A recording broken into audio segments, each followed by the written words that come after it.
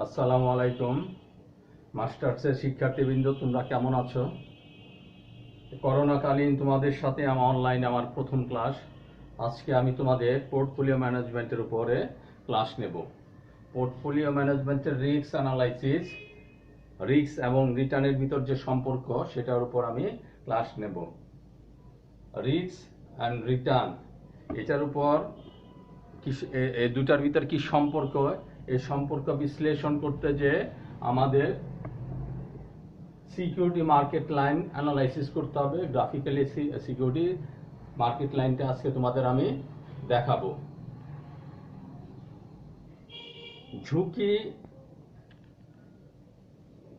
এবং মুনাফা, যে যত বেশি ঝুঁকি নেবে তার মুনাফার আশাটা, প্রত্যাশাটা তত বেশি থাকবে। ঝুঁকি আর রিটার্নের মধ্যে মূলত সম্পর্ক এই। আমরা আগে শুনছি নো রিস্ক নো গেইন। যে বেশি রিস্ক নেবে তার গেইনের এক্সপেকটেশনটা বেশি থাকবে। একজন বিনিয়োগকারী যখন সে তার অর্থ বিনিয়োগ করে মুনাফা পেতে চায়, সে দুইভাবে মুনাফাটা নিতে পারে। ঝুঁকি নিয়ে বেশি মুনাফার প্রত্যাশা করে বেশি মুনাফা সে নিতে পারে, অথবা ঝুঁকি ছাড়াও সে মুনাফা পেতে পারে। ঝুঁকি ছাড়া মুনাফাটা তার জন্য এটা নিশ্চিত মুনাফা। যেমন সরকারি বন্ড কিনলো, 8% 10% ইন্টারেস্টে সরকারি বন্ড কিনলো, এটা তার নিশ্চিত মুনাফা। আর ঝুঁকি নিয়ে যখন সে বিনিয়োগ করবে তখন তার এই নিশ্চিত মুনাফার সাথে ঝুঁকি নেওয়ার জন্য সে এডিশনাল যে মুনাফাটা পাবে বা পেতে পারে সেটা হলো ঝুঁকির প্রিমিয়াম।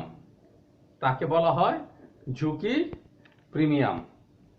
তো এইটা কিভাবে অর্জন, এই মুনাফাটা কিভাবে, ঝুঁকি সম মুনাফাটা কিভাবে অর্জন করা সম্ভব? সেটা হলো বিভিন্ন সিকিউরিটিতে অর্থ বিনিয়োগ করা। শেয়ার মার্কেটে বিভিন্ন সিকিউরিটি বা শেয়ারে যখন অর্থ বিনিয়োগ করে ও বিনিয়োগ করার পরবর্তীতে যে বিনিয়োগের উপর যে রিটার্ন পায় সেটা তার জন্য ঝুঁকিযুক্ত মুনাফা। এই ঝুঁকিযুক্ত মুনাফা আশায় বিনিয়োগকারীরা মার্কেটে বিভিন্ন শেয়ার কিনে থাকে বা বিভিন্ন সিকিউরিটি কিনে থাকে। বিভিন্ন কোম্পানির শেয়ার সে কিনতে পারে। পোর্টফোলিও ম্যানেজমেন্টে একজন বলা হয় একজন বিনিয়োগকারী বিভিন্ন কোম্পানির শেয়ারে বিনিয়োগ করে যে মুনাফা সে গ্রহণ করে, এই যে বিভিন্ন গুচ্ছ তৈরি করে বিভিন্ন কোম্পানির শেয়ারে বিনিয়োগ করে, বিভিন্ন শেয়ারের যে গুচ্ছ তৈরি করে সেটা তার জন্য পোর্টফোলিও। এই পোর্টফোলিও সে যখন তৈরি করে, সে এটা তৈরি করার পেছনে সে রিস্কটাও বা ঝুঁকিটাও সে বিবেচনা করে। এখন এই ঝুঁকির সাথে তার রিটার্নের সে একটা সম্পর্ক তৈরি করে। এই সম্পর্কটা বিবেচনা করতে যে আমার যে জিনিসটা এখন আমি বলবো সেটা হলো বেটা। এটাকে বলা হয় বেটা, রোমান হরফ। বেটা কি? বেটা হলো যে একটা মার্কেটে, একটা শেয়ার মার্কেটে যত শেয়ার আছে, যত সিকিউরিটি আছে, এই সিকিউরিটিগুলো বা শেয়ারগুলোর দামের গড় হ্রাস বৃদ্ধি, গড়ে এটা কত দাম বাড়লো বা কত দাম কমলো, এটার সাথে একজন বিনিয়োগকারীর যে শেয়ার, ওই শেয়ারের দামের যে সম্পর্ক, তারটা বাড়তে পারে, তারটা কমতে পারে। মার্কেটে শেয়ারের গড় রিটার্ন অনেক বেশি, কিন্তু তার গড় রিটার্ন কম হতে পারে বা বেশি হতে পারে। এটার সাথে যে সম্পর্ক, মার্কেটের গড় রিটার্নের সাথে একজন বিনিয়োগকারীর তার বিনিয়োগের শেয়ারের গড় রিটার্নে বা সিকিউরিটির গড় রিটার্নের যে মাত্রা বা যে সম্পর্ক, সেটাকে বেটা দ্বারা প্রকাশ করা হয়। বেটাটা খুব ইম্পর্টেন্ট। বেটা দিয়ে কি প্রকাশ করা হয়? একটা বাজারে সিকিউরিটির মোট সিকিউরিটির গড় বৃদ্ধি বা হ্রাসের সাথে একজন বিনিয়োগকারী শেয়ারের গড় বৃদ্ধি বা হ্রাসের, ওটা তো গড় হবে না, একজন বিনিয়োগকারী শেয়ারের বৃদ্ধি বা হ্রাসের যে সম্পর্ক সেটাকে বলা হয় সম্পর্ক বা মাত্রা, সেটাকে বলা হয় বেটা। এই বেটাকে গ্রহণ করে একজন বিনিয়োগকারী বাজারে তার বিনিয়োগের ঝুঁকিটা সে নির্ণয় করতে চেষ্টা করে বা নির্ণয় করা হয়। এটার জন্য একটা ফর্মুলা আছে, ফর্মুলাটা হলো এক্সপেক্টেড রিটার্ন। একজন বিনিয়োগকারী যে রিটার্নটা আশা করে মার্কেট থেকে ইকুয়াল টু আরএফ। আরএফ মানে রিস্ক ফ্রি রিটার্ন।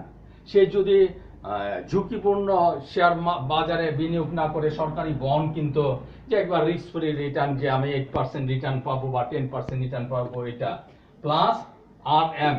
আরএম বলে মার্কেটের রিটার্ন, মার্কেটের যে গড় রিটার্ন, মাইনাস আরএফ। আরএফ দা বোঝা রিস্ক ফ্রি রিটার্ন ইনটু বেটা। এটা দ্বারা নির্ণয় করা হয় একজন বিনিয়োগকারীর এক্সপেক্টেড রিটার্ন। এই জিনিসটা যখন আমি গ্রাফিক্যালি প্রেজেন্ট করব, সেটা আসবে সিকিউরিটি মার্কেট লাইন এই হিসাবে। যেমন আমি এখানে আলোচনা করি যে একজন বিনিয়োগকারী চারটা কোম্পানির শেয়ার কিনলো, চারটা কোম্পানির শেয়ার কিনলো, A company, B company, C company, D company. এর বেটা হলো 1.6, বি এর বেটা হলো 1.4, সি এর বেটা হলো 1.2, ডি এর বেটা হলো 0.5। চারটা কোম্পানির শেয়ার একজন বিনিয়োগকারী কিনলো। ওই বিনিয়োগকারীর ওই মার্কেট রিটার্ন ছিল 15.5, রিস্ক ফ্রি রিটার্ন হলো 8%। এই ডাটার উপর বেস করে আমি একটা গ্রাফ তৈরি করব। গ্রাফে ওএক্স অক্ষ, এখানে আমি বেটাটাকে শো করব। বেটাটাকে এখানে আমি শো করলাম 0.5, 1.2, 1.4, 1.6, এখানে 2 হইতে পারে, এখানে 1 হলে এখানে 2 হবে, এটা 0.5। এটা হলো বেটা। আর এখানে শো করব আমি রিটার্নটা আমি এখানে শো করলাম 2, 4, 6, 8, 10, 12, 14, 16, 18, 20, 22, 24। তাহলে দেখা যায় যে এই জায়গায় আমি শো করলাম বেটা কি মার্কেটের টোটাল শেয়ারে গড় হ্রাস বৃদ্ধির সাথে একজন বিনিয়োগকারী শেয়ারের হ্রাস বৃদ্ধির যে মাত্রা, যে সম্পর্ক, সেটাকে বলা হয় বেটা। তা বেটাকে এখানে শো করলাম আর রিটার্নকে এখানে শো করলাম। শো করার পর এখানে দেখা গেল 0.5, বেটা 0.5, এই যে এখানে আছে 0.5, 1.2, 1.2, 1.4, 1.4, 1.6, এটা শো করলাম। আরেকটা ইনফরমেশন হলো মার্কেটের রিটার্ন হলো কত, মার্কেট রিটার্ন 15.5, এটা 15 হতে পারে, 14 হতে, আমি সাপোজ ধরে নিলাম। আর রিস্ক ফ্রি রিটার্ন হলো 8%। এই বিনিয়োগকারী যদি কোনো রিস্ক না নিত, গভর্নমেন্ট বন্ড কিনতো, তাহলে তার রিটার্ন আসতো 8%। এই যে এখানে 8%, এখানে 8%। 8%-এ সে যখন বিনিয়োগ করবে, সে যখন রিস্ক নেবে না, তখন তার রিস্ক হবে একদম 0। সে যত বেশি রিস্ক নেবে মার্কেটে, যেমন প্রথমটা হলো এ কোম্পানি 1.6, বেটা কত 1.6, এই যে বেটা 1.6 এ গেলাম। এই যে এ কোম্পানি ফর্মুলায় বসালাম, risk free return 8%, market return 15.5%, risk free return 8%, and beta হলো 1.6। এই ফর্মুলার মাধ্যমে এই জিনিসটা আমি ক্যালকুলেশন করে বের করলাম 20%। এই কোম্পানির এক্সপেক্টেড রিটার্ন হলো 20%। এই যে 1.6 বেটা, এখানে লম্ব টানলাম, লম্ব টানার পর 20 এখানে 20 নিলাম, এখান থেকে এখানে লম্ব টানলাম, দুইটা লম্ব যেখানে ছেদ করলো ওই বিন্দুটা আমি ঠিক করলাম। নেক্সট বিয়ের বেলা এক্সপেক্ট রিটার্ন কত? আরএফ 8%, আগেরটাই থাকবে। Market return 15.5%, risk free return 8%, বেটা 1.4। দেওয়াতে ক্যালকুলেশন করে আসলো বি কোম্পানির এক্সপেক্টেড রিটার্ন 18.5%। এখান থেকে আমি লম্ব টানলাম, 18.5 এখানে নিলাম, 5 নেওয়ার পরে এখান থেকে দুইটা লম্ব যেখানে ছেদ করলো ওই পয়েন্টটা আমি ফাইন্ড আউট করলাম। Next C company 17, D company 11.7, C company 1.2, এখানে এই যে 17, 17, এখান থেকে এখানে লম্ব টানবো, 17 থেকে 1.2 থেকে লম্ব টানবো, দুইটা লম্ব যেখানে সেট করব ওই পয়েন্টটা আমি চিহ্নিত করলাম। নেক্সট ডি কোম্পানির শেয়ার, ডি কোম্পানির হলো 0.5, এই যে 0.5 ক্যালকুলেশন করে আসলে 11.75, এই যে 12 এর নিচে 11.75, এখান থেকে লম্ব টানবো, 0.5 এর থেকে লম্ব টানবো, এই পয়েন্টটা যেখানে ওরা ছেদ করলে ওই পয়েন্টটা আমি ধরে রাখবো, চিহ্নিত করব। এই চারটা পয়েন্ট যখন আমি চিহ্নিত করব, 8% থেকে 8% হলো রিস্ক ফ্রি। এ পর্যন্ত যদি সে রিস্ক না নেয় তার 8% তার রিটার্ন আসবে। তাহলে রিস্ক ফ্রি ইনভেস্টমেন্ট এখান থেকে আমি কি করব, একটা চারটা পয়েন্ট বরাবর আমি একটা রেখা টানবো। চারটা পয়েন্টকে যখন ছেদ করবে এই রেখাটাকে বলা হলো সিকিউরিটি মার্কেট লাইন। এই লাইনটা দ্বারা বোঝায় যে একটা কোম্পানির ঝুঁকির সাথে, একটা কোম্পানি যে ঝুঁকি নেয় পোর্টফোলিওর ঝুঁকি, সে পোর্টফোলিও তৈরি করলো কয়টা শেয়ার দিয়ে, কয়টা স্টক দিয়ে, চারটা স্টক দিয়ে। এই চারটা স্টকের যে পোর্টফোলিও, এই পোর্টফোলিওর সাথে মার্কেট পোর্টফোলিওর যে সম্পর্ক, এইটা সিকিউরিটি মার্কেট লাইন দিয়ে আমরা এখানে আইডেন্টিফাই করতে পারি। এর মাধ্যমে আমরা একজন বিনিয়োগকারী তার মার্কেট পোর্টফোলিওর রিস্কটা আমরা যাচাই করতে পারি বা রিস্কটা আমরা নির্ণয় করতে পারি। এখন এইটার আলোকে এই যে এটা আমি আশা করি যে তোমরা বুঝতে পারছো যে এটা হলো বেটা কি জিনিস। বেটা হলো মার্কেটের যত শেয়ার আছে ওই শেয়ারের গড় হ্রাস বৃদ্ধির সাথে একজন বিনিয়োগকারী শেয়ারের গড় হ্রাস বৃদ্ধির যে সম্পর্ক, সেটা বেটা বলে। বেটার আলোকে এক্সপেক্টেড রিটার্ন একজন বিনিয়োগকারী বের করতে চেষ্টা করে বা বের করে। এটার ফর্মুলা হলো expected return equal to RF plus RM minus RF into বেটা। এই ফর্মুলার আওতায় এক্সপেক্টেড রিটার্ন সে বের করবে, তার পোর্টফোলিওর এক্সপেক্টেড রিটার্ন সে বের করবে। এখন আমি একটা একটা অঙ্কের মাধ্যমে, খুব একটা ইম্পর্টেন্ট অঙ্কের মাধ্যমে আমি এই এক্সপেক্টেড রিটার্ন বের করাটা আমি দেখাবো কিভাবে একজন বিনিয়োগকারী তার পোর্টফোলিওর এক্সপেক্টেড রিটার্ন বের করে বা এক্সপেক্টেড রিটার্ন বের করা যায়। এই অঙ্কটা আমি এখন শুরু করি। খুব ইজি অঙ্ক, তোমরা নিজেরাই সেটা পারবে। এখানে আমি চেঞ্জ করে দিই কিছু জিনিস।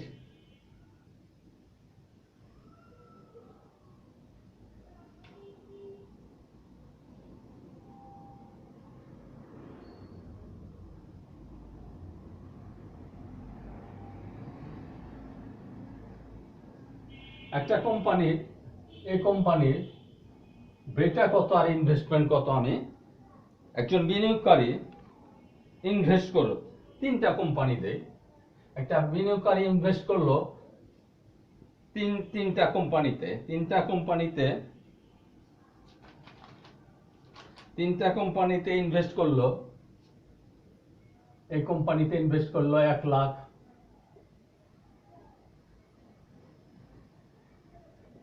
এই কোম্পানিতে ইনভেস্ট করলো 75,000,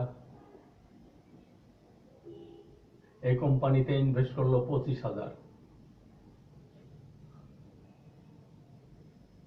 ঠিক আছে, এখন এই তিনটা কোম্পানির বেটা হলো এটা 0.8, 1.25, তারপরে আরেকটা দিয়ে হলো 1।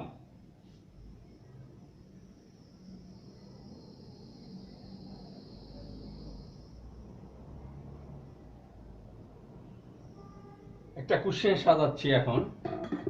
এই তিনটা কোম্পানির শেয়ার কিনে সে একটা পোর্টফোলিও তৈরি করলো। সাপোজ একজন ব্যক্তি তার বিনিয়োগের পোর্টফোলিওটা এইভাবে তৈরি করলো। তার মার্কেট রিটার্ন ছিল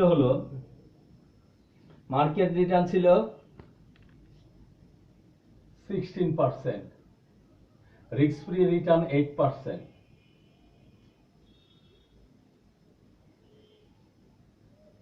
কোশ্চেন হলো তার এক্সপেক্টেড রিটার্ন, পোর্টফোলিওর এক্সপেক্টেড রিটার্ন কত?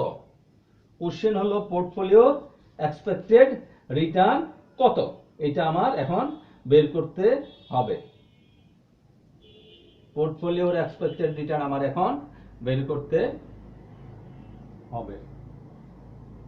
এক্সপেক্টেড রিটার্ন ফর্মুলা হলো এটা। কিভাবে বের করব? বেটাটা হবে পোর্টফোলিওর বেটা। এখন ফর্মুলা একই, আমি এখানে একটু চেঞ্জ করে দিই। এখানে 8 এর জায়গায় আসবে হলো 9।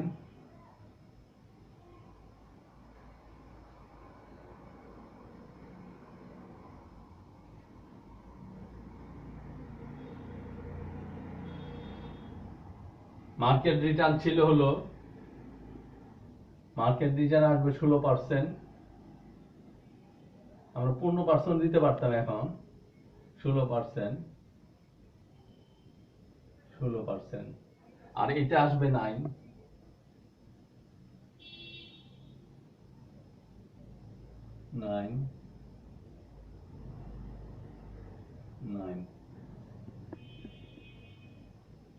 কিন্তু এই বেটা আসবে পোর্টফোলিওর বেটা মানে টোটাল বেটা বের করতে হবে। কিভাবে বের করব?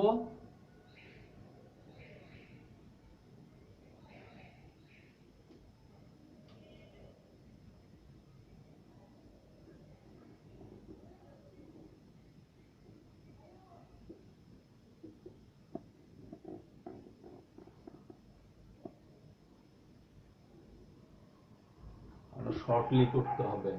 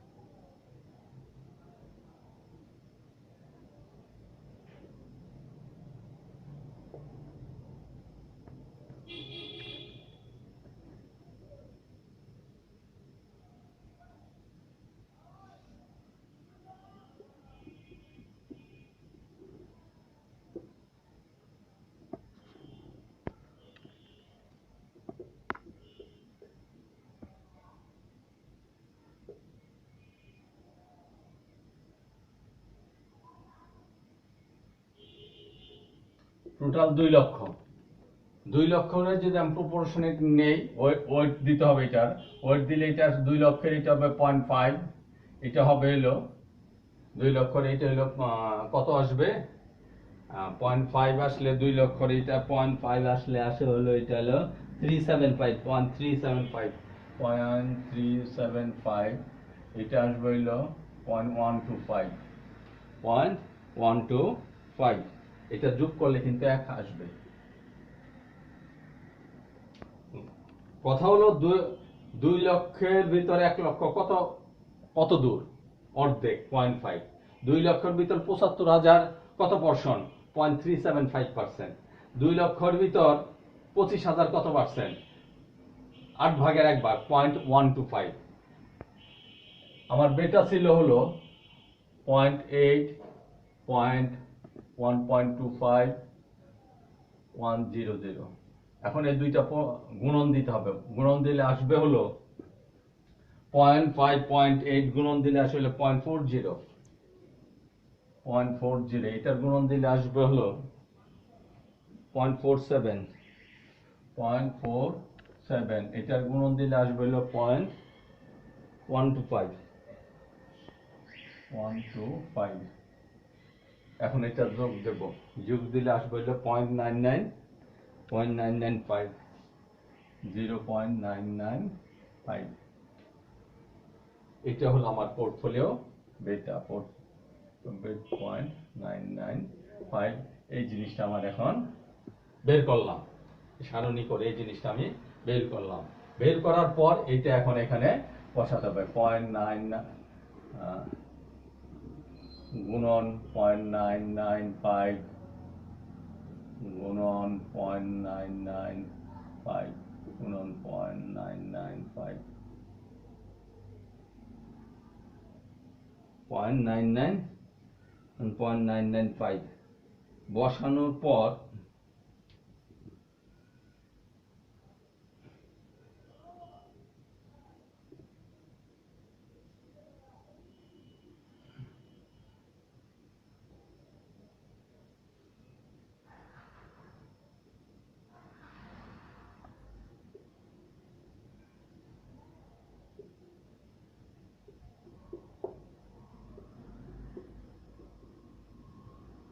কত আসলো?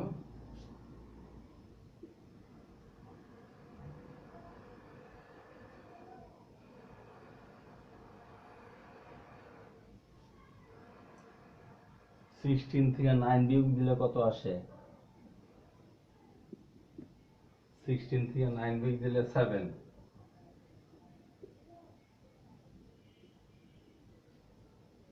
9 প্লাস কত?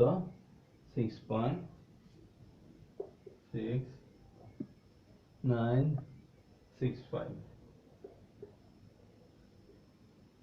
equal to 15.965। এত পার্সেন্ট আর কি। তাহলে কোশ্চেনটা কি ছিল? কোশ্চেনটা ছিল একটা কোম্পানির একজন বিনিয়োগকারী 3টা কোম্পানিতে বিনিয়োগ করে, 3টা বিনিয়োগ করার পর তার যে পোর্টফোলিও হয়, এই পোর্টফোলিও প্রতিটা ইন্ডিভিজুয়াল স্টকের বেটা ছিল 0.8, 0.25, 1। আর ইনভেস্টমেন্ট ছিল এ কোম্পানিতে 1 লক্ষ, বি কোম্পানিতে 75,000, সি কোম্পানিতে 25,000। এটা হলো একটা ইনফরমেশন। আরেকটা ইনফরমেশন হলো যে এইটার ভেতর মার্কেট রিটার্ন হলো 16% আর রিস্ক ফ্রি রিটার্ন হলো এটা 9%। এখন বলছে যে এখন এই পোর্টফোলিওর এক্সপেক্টেড রিটার্নটা আমার বের করতে হবে। পোর্টফোলিও এই 3টা মিলে পোর্টফোলিও। এখন পোর্টফোলিওর এক্সপেক্টেড রিটার্ন বের করতে যে আমি এটা নিলাম কোম্পানি এবিসি ইনভেস্টমেন্ট ওয়েট দিলাম। ওয়েট দেওয়ার ফলে এটা আসলো যে ক্যাপিটাল ইনভেস্টমেন্টের অর্ধেক হলো তার ইনভেস্টমেন্টের 3.7 হলো বি কোম্পানির, ইনভেস্টমেন্টের 0.125 হলো সি কোম্পানির। আর এটার বেটা হলো এই কোম্পানির বেটা এত, বি কোম্পানির বেটা, সি কোম্পানির বেটা, এই দুইটা গুণ দিয়ে আসলো যেটা হলো এই কোম্পানির বেটা, এটা বি কোম্পানির এটা ওয়েট দেওয়ার পর গুণ করার পর যখন এটা যোগ করব, টোটাল যোগ করব ওই বেটাটা, সেটা হলো পোর্টফোলিওর বেটা। পোর্টফোলিওর বেটাটা এই ফর্মুলাটা যখন পোর্টফোলিওর বেটাটা বসাবো, আর কত বলছি 9%, মার্কেট রিটার্ন হলো 16% মাইনাস 9 গুণন এটা 0.995, ক্যালকুলেশন করলে 15.965 হলো আমার expected return of portfolio. Question হলো expected return of portfolio. ABCD নিয়ে যে বিনিয়োগকারী একটা পোর্টফোলিও তৈরি করলো, 3 জায়গায় সে ইনভেস্ট করলো 2 লক্ষ টাকা, এটার বেটা ছিল এইটা, মার্কেট রিটার্ন ছিল এটা, মার্কেট রিস্ক ফ্রি রিটার্ন ছিল এটা, এটার উপর বেস করে আমার বের করতে হবে এক্সপেক্টেড রিটার্ন। এই অঙ্কটা খুব একটা বলতে পারি যে একটা ইম্পর্টেন্ট অঙ্ক, যে এই অঙ্কটার মাধ্যমে আমরা জানতে পারলাম যে পোর্টফোলিও তৈরি করার পর ওই পোর্টফোলিও এক্সপেক্টেড রিটার্ন আমাকে কিভাবে বের করতে হবে। বের করতে গেলে আমাকে বেটা জানতে হবে, ইনভেস্টমেন্ট জানতে হবে, মার্কেট রিটার্ন জানতে হবে, আর রিস্ক ফ্রি রিটার্ন জানতে হবে। আশা করি এই অঙ্কটা তোমরা বুঝতে পারছো। আজকে এই পর্যন্ত ক্লাস, আগামীতে আবার এই পোর্টফোলিও ক্লাস নিয়ে আমি তোমাদের সামনে হাজির হব। ভালো থেকো, সকলকে ধন্যবাদ। খুদা হাফেজ।